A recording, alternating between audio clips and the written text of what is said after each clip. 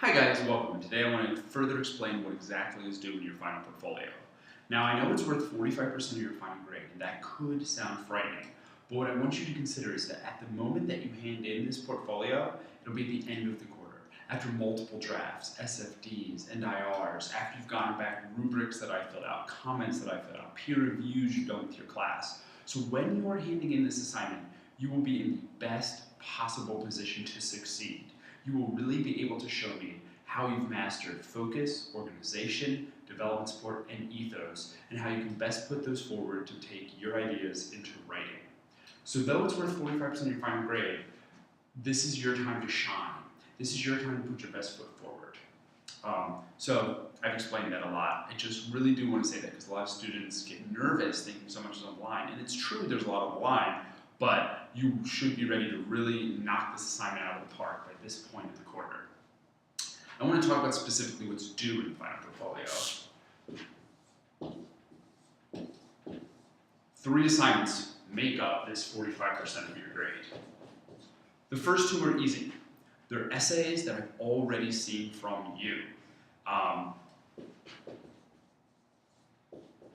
these essays, you can do any of the essays so far from the quarter. You could do Spider-Man and Fun Home, you could do Persepolis and Spider-Man, Persepolis and Fun Home, Spider-Man and Fun Home, anything you want, any combination of the 3. You just need 2 of the essays from the quarter. So that one essay you're not going to choose to use, you don't ever have to consider it again, you've got the IR in, you're done.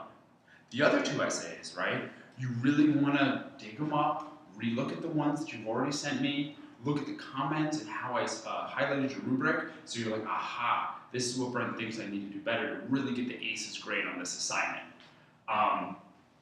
So make sure that you really consider that of these essays, you've already done the SFD number 1, you've already done the SFD number 2, you've done the first IR, so you're at least writing the 4th draft of this essay, but maybe you'll be on the 5th or 6th, or the 7th, if you really spend the next couple of days and weeks really hunkering down to get the best possible grade you can get on this big assignment.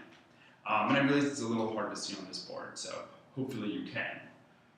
Not only do you have to hand these essays in, but this class is about the learning, not the earning. So I want to see this final, awesome, revised draft, but yet I also want to see the last draft I gave you comments on. So I also want you to include the first IR with rubric and comments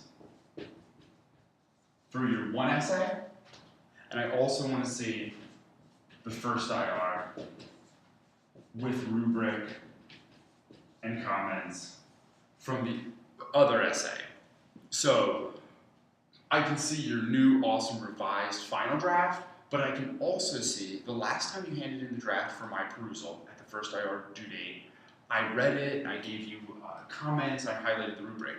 And maybe I told you that your focus was a little off and that you could dig deeper to find your root ID and really expand that. Well, if I told you that in the rubric and comments, I want to have seen that you did that and you really invested in the things that I said that maybe you can do better next time when you make this awesome final polished portfolio draft.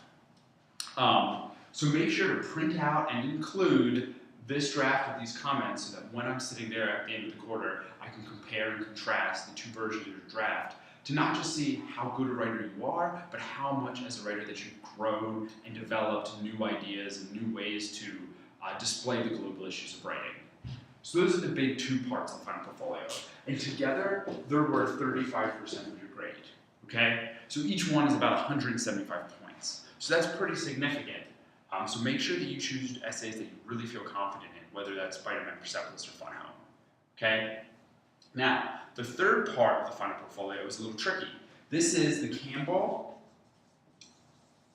annotated bibliography. So let me go ahead and write this on the board.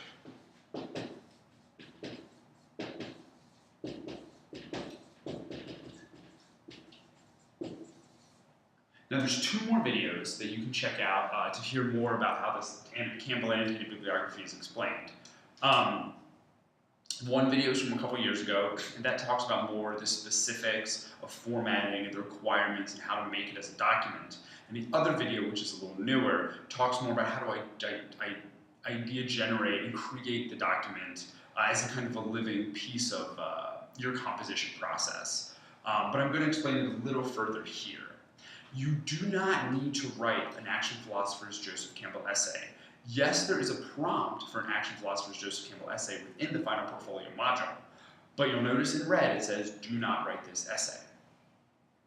If you were going to climb Mount Everest, it's not just a Sunday hike. That's not you just drive out to the Esquimalt Alps and go for a stroll.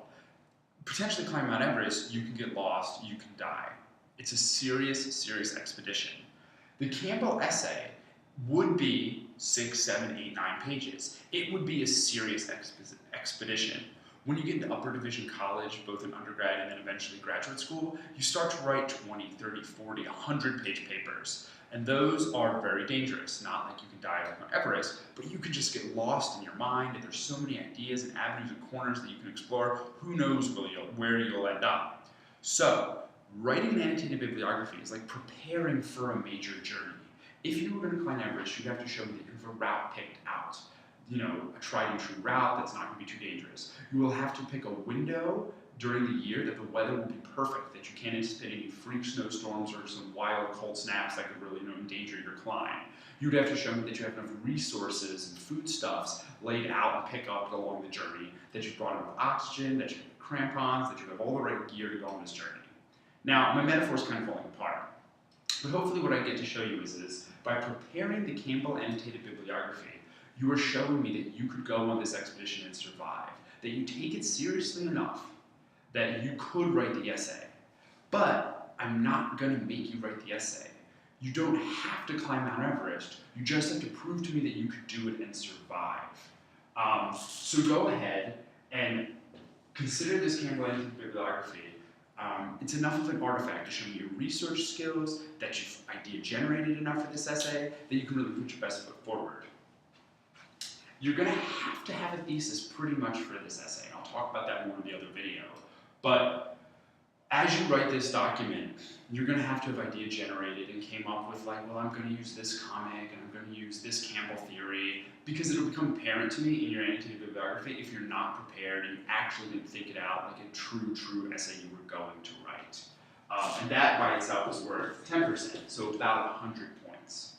So in a nutshell, that's a quick perusal of what exactly is due on that final day of class. One essay, Spider-Man Persepolis Fun Home, another essay, Spider-Man Persepolis Fun Home, and a Campbell annotated bibliography.